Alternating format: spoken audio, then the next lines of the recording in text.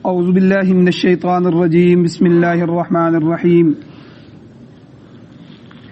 اللہم صلی علی سیدنا و مولانا محمد وعلی آل سیدنا و مولانا محمد وبارک وسلم وصلی علیہ رب اشرح لی صدری ویسر لی امری واحلل عقدۃ من لسانی یفقہوا قولی وَإِذِ اسْتَسْقَىٰ مُوسَىٰ لِقَوْمِهِ اور جب پانی مانگا موسیٰ علیہ السلام نے لِقَوْمِهِ اپنی قوم کے لیے فَقُلْنَا اضْرِبْ بس ہم نے کہا مر آپ بعصاک اپنے عصا کو اپنے لاٹھی کو الحجر پتھر پر فانفجرت پس پھوٹ پڑے بے نکلے من حسنتا عشرۃ عینا اس پتھر سے 12 چشمے قد علم کل اناس مشربہم تحقیق کی جان لیا ہر ایک آدمی نے ہر ایک قوم نے اپنے مشرب کو اپنے گھاٹ کو اپنے پینے کی جگہ کو کلو اللہ نے فرمایا کھاؤ واشربو اور پیو من رزق اللہ اللہ کے رزق سے ولا تعثوا فی الارض مفسدین لیکن زمین میں نہ پھیلو فساد مچاتے ہوئے۔ سورہ بقرہ کی آیت نمبر 60 اس کی تلاوت پچھلے درس میں بھی ہوئی تھی، اس کا ترجمہ آپ نے سنا، اور اس آیت کے اندر جو ضروری تفسیر تھی پچھلے درس میں بیان ہوئی۔ آج کے درس میں بعض معارف ہیں، بعض مسائل ہیں جو اس آیت کے متعلق ہیں، ان کو بیان کیے جانا ہے۔ پچھلے درس میں یہ بات بیان ہوئی تھی کہ یہ واقعہ وادی تی کے اندر ہوا تھا، وہاں پیاس لگی تو انہوں نے پانی مانگا بنی اسرائیل نے، تو موسیٰ علیہ السلام نے دعا کی تو ایک خاص پتھر تھا، اس کو عصا مارنے سے قدرت خداوندی سے 12 چشمے پھوٹ پڑے، 12 چشمے وہاں سے نکلے۔ اب یہ کون سا پتھر تھا جس پتھر پر موسیٰ علیہ السلام نے لاٹھی ماری اور اس سے چشمے نکلے؟ اس میں اختلاف پایا جاتا ہے۔ بعض مفسرین کہتے ہیں کہ یہ وہ پتھر تھا جو موسیٰ علیہ السلام کے تھیلے میں پہلے ہی موجود تھا، اور تفسیری روایات ان کے اندر یہ بات آتی ہے کہ یہ پتھر حضرت آدم علیہ الصلوۃ والسلام کے ساتھ دنیا میں آیا تھا اور انہی سے آگے چلتا آ رہا تھا، لیکن یہ کسی صحیح حدیث سے یہ بات ثابت نہیں ہے، صرف تفسیری روایات ہیں اور بعض مفسرین نے یہ بات لکھی ہے۔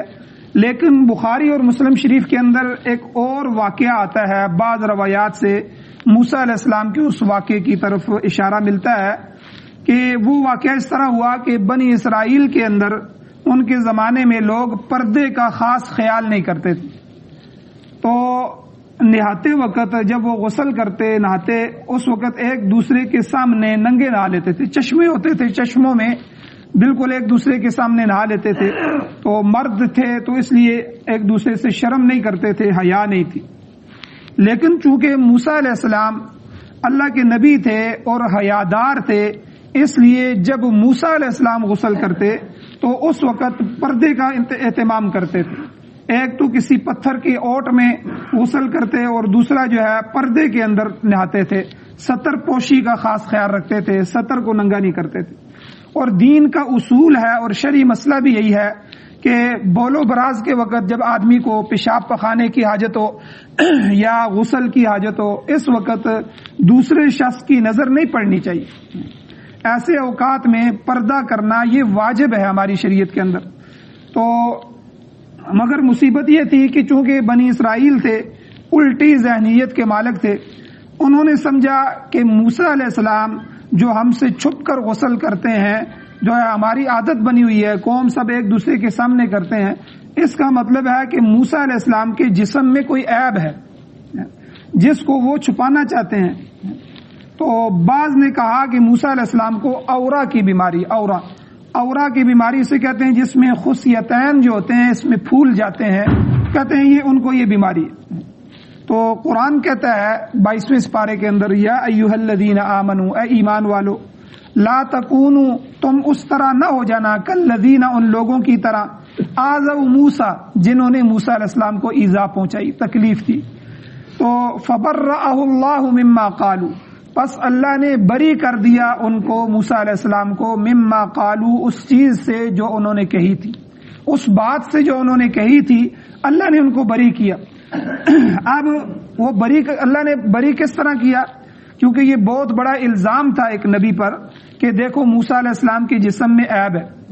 اور یہ اس کو چھپاتے ہیں، اس لیے جو ہے وہ ننگے نہیں نہاتے، ہمارے سامنے نہیں نہاتے، اوٹ میں نہاتے ہیں۔ تو اب ہوا یہ واقعہ یہ ہوا کہ موسیٰ علیہ السلام نے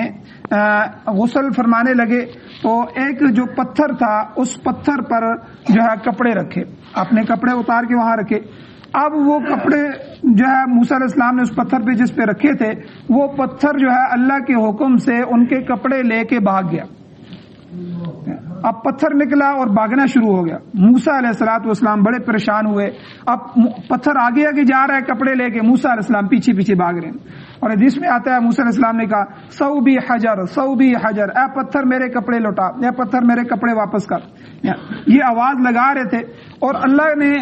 بری کرنا تھا۔ قدرتی طور پر جس قوم اور جس بستی میں موسیٰ علیہ السلام پر الزام لگا تھا اسی بستی کے لوگ چوک میں کھڑے تھے، بہت سارے لوگ کھڑے تھے۔ اب یہ پتھر جا کے وہاں چوک میں رک گیا۔ اب موسیٰ علیہ السلام پیچھے پیچھے وہاں پہنچے تو سب لوگوں نے دیکھ لیا کہ موسیٰ علیہ السلام کے جسم میں کوئی عیب نہیں ہے، یہ تو حیا تھا جو پیغمبر کا حیا ہے، جس کی وجہ سے موسیٰ علیہ السلام حیا کرتے تھے اور ایک کونے میں چھپ کے جو ہے غسل کرتے تھے۔ تو اب اللہ نے اس واقعے کی طرف اشارہ فرمایا کہ اس پتھر کی وجہ سے موسیٰ علیہ السلام کو اللہ نے بری فرما دیا اس عیب سے۔ اب موسیٰ علیہ السلام جلالی نبی تھے، اب جلال میں آ گئے، انہوں نے اپنے کپڑے پہنے اور پتھر پر لاٹھیاں برسائیں اور وہ پتھر کے اوپر 5 6 7 نشانات پڑ گئے۔ تو تفسیری روایات میں آتا ہے کہ اللہ جل شانہ نے فرمایا موسیٰ یہ مبارک پتھر ہے کہ ایک طرف اس نے میرے حکم کی تعمیل کی، کیونکہ اللہ کے حکم کے بغیر تو ایک پتا بھی نہیں ہل سکتا، ایک ذرہ بھی ادھر سے نہیں ہل سکتا۔ تو یہ ایک معجزہ بھی تھا کہ وہ پتھر اس کو میں نے حکم دیا تھا، ایک تو اس نے میرے حکم کی تعمیل کی اور یہ آپ کے کپڑے جو ہے لے کے بھاگ گیا، اور دوسرا آپ کے ادب کو بھی اس نے ملحوظ رکھا کہ جب موسیٰ علیہ السلام نے اس کو لاٹھیاں ماری تو وہ اتنا نرم ہو گیا کہ اس پر نشان پڑ گئے۔ تو اس وقت موسیٰ علیہ السلام کو حکم ہوا کہ اس پتھر کو اپنے پاس رکھ لو، اس میں بڑی حکمت ہے۔ تو یہاں تک تو یہ واقعہ جو ہے یہ بخاری اور مسلم شریف کا ہے کہ یہ صحیح روایت کے اندر آتا ہے، لیکن اگلا واقعہ جو تفسیری روایت میں آتا ہے کہ یہ وہی پتھر تھا کہ موسیٰ علیہ السلام کے پاس تھا، تھیلے میں تھا، جب بنی اسرائیل نے پانی مانگا تو موسیٰ علیہ السلام نے اللہ کے حکم سے اسی پتھر پر لاٹھی ماری تھی اور اس میں سے 12 چشمے پھوٹ پڑے۔ تو بہرحال یہ کسی صحیح حدیث سے آیت سے یہ اگلا حصہ جو ہے یہ تو ثابت نہیں ہے کہ یہ وہی پتھر تھا، لیکن پچھلا واقعہ جو کپڑے لے کے بھاگنے کا وہ صحیح روایت کے اندر آتا ہے، وہ بخاری اور مسلم شریف کی روایت کے اندر۔ بعض تاریخی روایات، تفسیری روایات وہ ہوتی ہیں جو ہے اسرائیلی روایات ہوتی ہیں کہ پہلے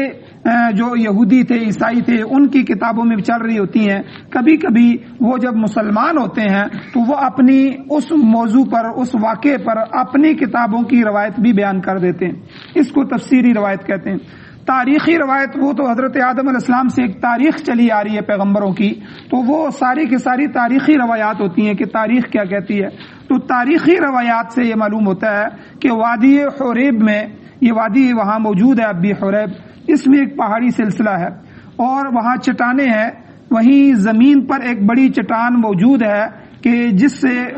مورخین کہتے ہیں کہ اس میں اب پانی موجود تو نہیں ہے لیکن پانی کے نشانات موجود ہیں کہ یہاں سے پانی نکلا تھا۔ تو اس لیے وہ کہتے ہیں کہ یہ وہی پتھر ہے جو آج اس وادی میں پڑا ہوا ہے کہ جہاں سے چشمے پھوٹے تھے۔ بہرحال اللہ جل شانہ سے موسیٰ علیہ السلام نے دعا مانگی، اللہ نے کہا کہ موسیٰ کہ آپ کے پاس جو یہ لاٹھی موجود ہے یہ بڑی عجیب لاٹھی تھی، یہ موسیٰ علیہ السلام کا جو عصا تھا یہ ہر وقت جو ہے ہر کام کے لیے اللہ جل شانہ نے اس کو رکھا ہوا تھا، تو اس لاٹھی سے بڑے معجزات ظہور پذیر ہوئے۔ تو اسی لاٹھی کو کہا گیا کہ آپ اپنی اس لاٹھی کو اس پتھر پر ماریں تو اس پتھر سے چشمے پھوٹ پڑیں گے۔ تو اس لیے اللہ جل شانہ نے پھر وہاں سے چشموں کو جاری کیا۔ اور وہ چشمے ان کے پانی کی سیرابی کا بندوبست بن گئے۔ اب اس سے ایک مسئلہ معلوم ہوا کہ یہاں استسقاء وَإِذِ اسْتَسْقَىٰ مُوسَىٰ لِقَوْمِهِ، نماز استسقاء بھی اسی سے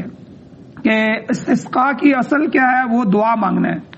شریعت موسویہ جو تھی موسیٰ علیہ السلام کی شریعت، اس میں صرف دعا پر اکتفا کیا گیا۔ موسیٰ علیہ السلام نے ہاتھ اٹھائے، دعا مانگی، اللہ نے دعا کو قبول کر دیا اور اس کا حل پیش کر دیا۔ جیسا کہ ہمارے امام اعظم ابو حنیفہ رحمۃ اللہ علیہ کا مسلک ہے، ان کا ارشاد ہے کہ استسقاء کی اصل جو ہے وہ پانی کے لیے دعا کرنا ہے۔ اب دعا کے دونوں طریقے ہیں کہ یا تو کبھی خاص نماز استسقاء کی صورت میں دعا کی جائے، نماز پڑھنا بھی یہ دعا ہے، جیسا کہ صحیح حدیث میں رسول اللہ صلی اللہ علیہ وسلم کا نماز استسقاء کے لیے عیدگاہ کے میدان میں تشریف لے جانا ثابت۔ حضور باہر نکلے، صحابہ کو بھی نکالا اور عیدگاہ میں تشریف لے گئے، اور وہاں جا کر حضور علیہ السلام نے نماز پڑھی اور صحابہ کو بھی نماز پڑھائی، 2 رکعت نماز استسقاء، بارش سے پانی کا جو ہے مانگنا، بارش کا مانگنا۔ اور پھر اس کے بعد حضور علیہ السلام نے خطبہ دیا، بڑا لمبا خطبہ تھا، نماز بھی بڑی لمبی پڑھائی اور پھر خطبہ بھی بڑا لمبا دیا، اور پھر اس کے بعد حضور نے بڑی لمبی دعا مانگی، اس میں اوزاری، رونا دھونا اللہ سے۔ تو یہ نماز استسقاء حدیث میں آتا ہے، یہ بھی دعا کی ایک شکل ہے کہ نماز کے ذریعے اللہ سے دعا مانگی جائے اور بارش کا اللہ سے مانگنا ہو۔ دوسرا، کبھی کبھی ایسا بھی ہوتا ہے کہ بغیر کسی خاص نماز کے صرف دعا مانگی جائے۔ یہ بھی حدیث سے ثابت ہے کہ حضرت انس رضی اللہ تعالیٰ عنہ کی روایت منقول ہے کہ حضور جمعے کا خطبہ دے رہے تھے، ممبر پر بیٹھے تھے، تو ایک صحابی آئے، انہوں نے کہا یا رسول اللہ جانور ہلاک ہو گئے، قحط سالی ہو گئی، ٹھیک ہے، اور بارش نہیں ہے، پانی نہیں ہے، تو اس لیے آپ اللہ سے دعا فرمائیں۔ حضور علیہ الصلوۃ والسلام نے ممبر پر دعا فرمائی، اور صحابہ فرماتے ہیں کہ بالکل موسم صاف تھا اور انتہائی سخت دھوپ تھی، کوئی نشانات نہیں تھے۔ اچانک ایک کونے سے ابر نمودار ہوا اور وہ بادل جو تھے وہ پھیلتے گئے، ابھی حضور کی دعا ختم نہیں ہوئی تھی کہ سارا آسمان جو ہے وہ بادلوں سے بھر گیا، اور ابھی دعا ختم نہیں ہوئی کہ بارش شروع ہوئی، اور ایسی بارش ہوئی کہ روایات میں آتا ہے کہ پورا ہفتہ وہ بارشیں رہیں، 1 ہفتہ بارش رہی۔ اور جب دوسرا جمعہ آیا، ابھی حضور علیہ السلام خطبے میں تھے، خطبہ دے رہے تھے کہ ایک آدمی پھر وہی آیا،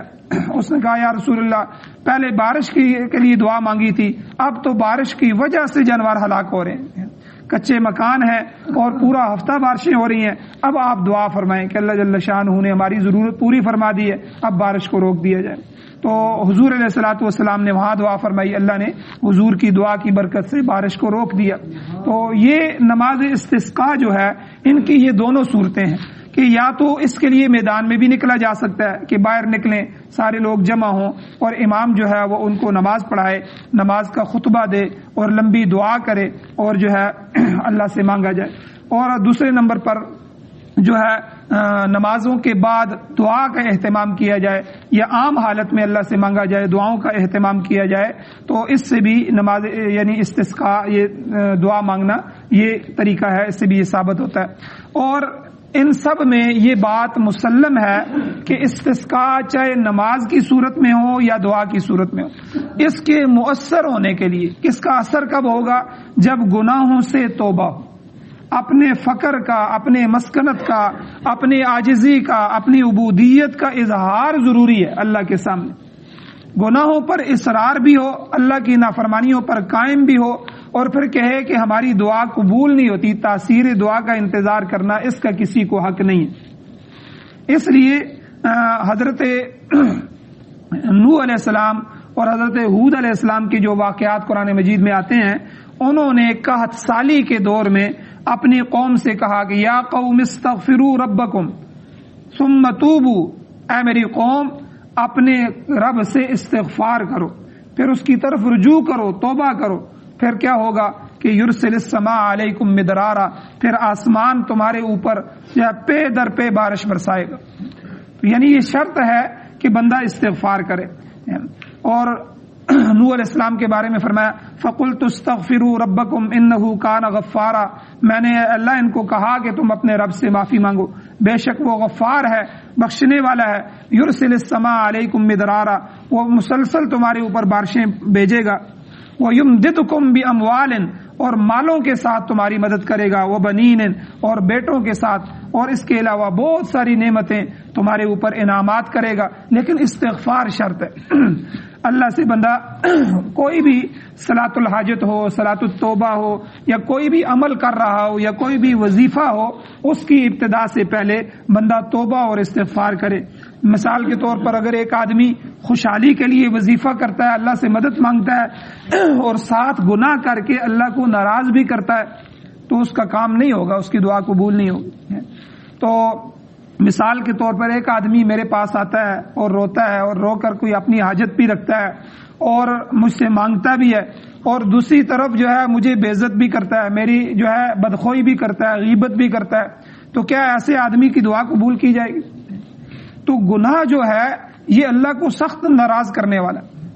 گناہ سے اللہ ناراض ہوتے ہیں۔ ایک طرف ہم دعائیں مانگے، ایک طرف اللہ سے استغفار کریں، ایک طرف جو ہے اللہ سے اپنی حاجتیں مانگیں، ایک طرف اللہ کے سامنے صلاۃ التوبہ پڑھیں، صلاۃ الحاجت پڑھیں، بڑی بڑی نمازیں پڑھیں، جو کچھ بھی حدیث میں قرآن میں آئے، لیکن دوسری طرف اللہ کے ساتھ جو ہے دغا بازی بھی کریں، اللہ نے جو حکم دیے ان حکموں کی حکم عدولی بھی کریں، نافرمانیاں بھی کریں، تو استغفار بھی نہ ہو۔ تو اس لیے اللہ ایسی دعا کی طرف، ایسی نماز کی طرف توجہ ہی نہیں فرماتے۔ حدیث میں آتا ہے ایسی نماز کو دیکھتے ہی نہیں ہے۔ اس لیے بڑے سے بڑا وظیفہ بھی ہو، نماز بھی ہو، کوئی بھی صلاۃ الحاجت ہو، اس کے لیے شرط یہ ہے کہ بندہ استغفار کرے۔ استغفار کے بغیر جو ہے اس کا کوئی عمل قبول نہیں ہوگا۔ اپنے آپ کو گناہوں سے روکے، اللہ کی بغاوت سے روکے۔ اور تیسری بات جو یہاں ان آیات سے ثابت ہوئی ہے کہ بنی اسرائیل کے اندر پانی کو تقسیم کیا گیا، چونکہ وہ 6 لاکھ کی آبادی تھی اور 12 قبیلے تھے، 12 قبیلوں کے لیے 12 چشمے اللہ نے الگ الگ بنائے، اور موسیٰ علیہ السلام نے ان 12 قبیلوں کو بلا کر الگ الگ بتایا کہ یہ تمہارا چشمہ ہے، یہ تمہارا چشمہ ہے، یہ تمہارا چشمہ ہے، الگ الگ اس چشمے کو تقسیم کیا۔ تو یہاں سے فقہاء نے ایک مسئلہ نکالا ہے کہ وہ چیزیں کہ جن میں مفاد مشترکہ ہو، جن میں لوگ مشترکہ شریک ہوں، ان میں انصاف ضروری ہے۔ ایک کنواں ہے، اس کنویں میں پورے محلے کا کنواں ہے، تو اس میں انصاف ضروری ہے۔ ایک زمین ہے جس میں 2 بھائی مشترک ہیں یا پورا خاندان مشترک ہے، اس میں بھی انصاف ضروری ہے۔ بھائی ہیں، بہنیں شریک ہیں، اس میں انصاف ضروری۔ کوئی بھی ایسی چیز جس میں مفاد مشترکہ ہو، اس میں عدل و انصاف ضروری ہے۔ اسی طرح آپ دیکھیں حضرت صالح علیہ السلام کی جو اونٹنی تھی، اب ظاہر بات ہے جب وہ اونٹنی آئی تو اس نے چارہ بھی چرنا ہے، اس نے پانی بھی پینا ہے۔ اب وہ جو قوم تھی، اس قوم کا جو پانی تھا، اب یہ ایسی اونٹنی تھی کہ یہ پانی سارا پانی پی لیتی تھی، اور یہ سارا چارہ جہاں ان کے جانور چرتے تھے، پوری قوم کے جانور، پوری قوم کے جانوروں جتنا چارہ یہ کھا جاتی۔ معجزہ تھا اللہ کی طرف سے، ناقۃ اللہ، اللہ نے اس کو کہا کہ اللہ کی اونٹنی، معجزہ تھا۔ تو اب قوم آئی حضرت صالح علیہ السلام کے پاس کہ دیکھیں جی یہ اونٹنی ایسی اونٹنی ہے، بے شک ہم جو ہے یہ اس کو مانتے ہیں، معجزہ ہے، ہم آپ کو اللہ کا نبی تسلیم کرتے ہیں، تو لیکن یہ اونٹنی اس کا آپ جو ہے فیصلہ فرمائیں۔ تو حضرت صالح علیہ السلام نے کہا لہا شرب ولکم شرب یوم معلوم، قرآن کہتا ہے انصاف کیا گیا کہ ایک دن اس اونٹنی کی باری ہے کہ یہ پانی پیے گی اور چارہ چرے گی، دوسرے دن تمہاری قوم کے جانور جو ہے وہ پانی پئیں گے اور چارہ چریں گے۔ چونکہ وہ چشمے تھے اور ان میں پانی اوپر پہاڑوں سے آتا تھا، گٹھا ہوتا تھا، اب وہ قوم بھر لیتی تھی اور یہ سارا پانی پی لیتی تھی۔ تو اب یہ باری تقسیم کی گئی، یہ انصاف تھا، کیونکہ یہ پانی اور یہ چراگاہیں قوم اور اس اونٹنی اور سب کے درمیان مشترکہ مفاد میں تھی، مشترکہ تھی، تو اللہ نے اس میں عدل کیا، تقسیم کی کہ ان میں بھی دونوں میں۔ اب وہ بدبخت جو ہے انہوں نے دیکھا کہ اب ایک دن پر بھی انہوں نے اکتفا نہیں کیا کہ ایک دن یہ پی لیتی ہے، ایک دن ہمارا، پھر انہوں نے اس کی فعقروہا، قرآن کہتا ہے انہوں نے اس کی کونچیں کاٹ ڈالی، اس کے پاؤں کاٹ ڈالے، اور وہ اونٹنی جو تھی چیختی چیختی چلاتی چلاتی جو ہے وہ آگے گئی اور وہاں جا کے مر گئی، اور اس کے ساتھ جو بچہ تھا وہ پہاڑوں میں چلا گیا اور گم ہو گیا۔ اور یہ چونکہ انہوں نے توہین کی تھی، ان کو کہا گیا تھا کہ اس اونٹنی کو اب تم نے کہنا نہیں ہے، کچھ بھی نہیں کہنا، اس کا خیال رکھنا ہے، لیکن ان بدبختوں نے جب یہ کیا تو پھر اللہ کا عذاب آیا، پوری قوم کو اللہ نے تباہ و برباد کر دیا۔ تو آگے واقعات آئیں گے انشاءاللہ. تو بہرحال یہ چند چیزیں تھی، چند مسائل تھے جو ان آیات سے ثابت ہو رہے تھے، جن کا درس ضروری تھا. اللہ جل شانہ سے دعا ہے اللہ ہمیں عمل کی توفیق عطا فرمائے. آمین. الحمدللہ رب العالمین والعاقبۃ للمتقین والصلاة والسلام علی رسولہ النبی الامی الکریم. اللهم ربنا آتنا فی الدنیا حسنۃ وفی الآخرۃ حسنۃ وقنا عذاب النار. یا اللہ ہماری کمیوں کو تائیوں کو معاف فرما. یا اللہ باران رحمت نازل فرما. یا اللہ اپنی رحمتیں ہر وقت ہم پر نازل فرمائیے. یا اللہ ہر چیز میں، اولاد میں رحمتیں، اولاد میں برکتیں، مال میں برکتیں، زمینوں میں برکتیں، ملازمتوں میں برکتیں نصیب فرما. یا اللہ ہماری جان جسم میں برکتیں نصیب فرما. یا اللہ ہر طرح کی شرور سے ہماری حفاظت فرما. یا اللہ قرآن و سنت کو سمجھنے، اس پر عمل کرنے کی ہمیں توفیق نصیب فرما. یا اللہ قرآن و سنت کی بالادستی نصیب فرما، قرآن و سنت والی حکومت نصیب فرما. یا اللہ اس کو بطور آئین، بطور دستور نصیب فرما. یا اللہ اپنا نظام ہمیں نصیب فرما، اپنے نظام سے محروم نہ فرما. یا اللہ عدل نصیب فرما. یا اللہ جو مشترکہ مفاد کی ہمارے درمیان چیزیں ہیں، یا اللہ ان میں ہمیں انصاف نصیب فرما، عدل نصیب فرما. یا اللہ ہر طرح کی برکتیں نصیب فرما. یا اللہ ہماری دعاؤں کو محض اپنے فضل و کرم سے قبول فرما. صلی اللہ تعالی علی خیر خلقہ محمد و آلہ و صحبہ اجمعین برحمتک یا ارحم الراحمین.